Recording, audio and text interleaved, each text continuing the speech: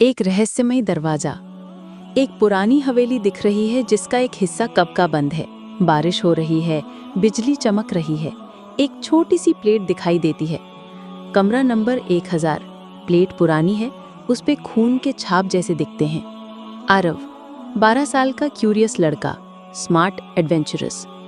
Grandpa वैद्य, एक retired scientist, कुछ छुपाते हैं। म्याऊ, एक बात करने वाली बिल्ली, comic element plus hint provider. Unknown voice, सिर्फ रूम 1000 के अंदर सुनाई देती है। रहस्य की शुरुआत। आरव अपने दादा के साथ एक पुरानी हवेली में छुट्टियां मनाने आता है। हवेली के एक कोने में एक लॉक्ड डोर होता है, रूम 1000, जिसमें किसी को जाने की इजाजत नहीं। दादाजी कहते हैं, ये कमरा कब का बंद है, इसमें सिर्फ अंधेरा और मौत है। लेकिन आरव क्यूरियस होता है। उसकी बिल्ली म्याऊ एक दिन उस दरवाजे के पास जाके कुछ बोलती है। ये दरवाजा कुछ कह रहा है, सुनो। आरव रात को चुपके से चाबी ढूंढता है और रूम 1000 का ताला खोल देता है। अंदर की दुनिया।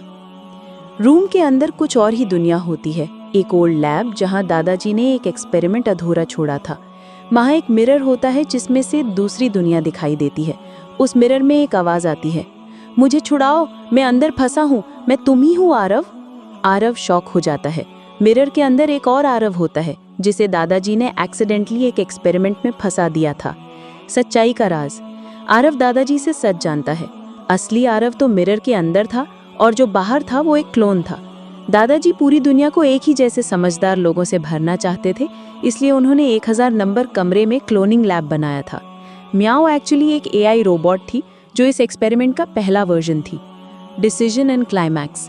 दोनों आरव मिलते हैं लेकिन सिर्फ एक ही दुनिया में रह सकता है।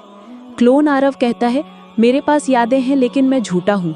असली आरव मिरर से बाहर आता है और क्लोन सैक्रिफाइस करता है। लैब के साथ वो खुद भी हमेशा के लिए गायब हो जाता है। लास्ट में रूम 1000 दोबारा सील हो जाता है। आरव डायरी लिखता है, मैं आरव हूँ लेकिन अब मैं वो हूँ जो सच में हूँ।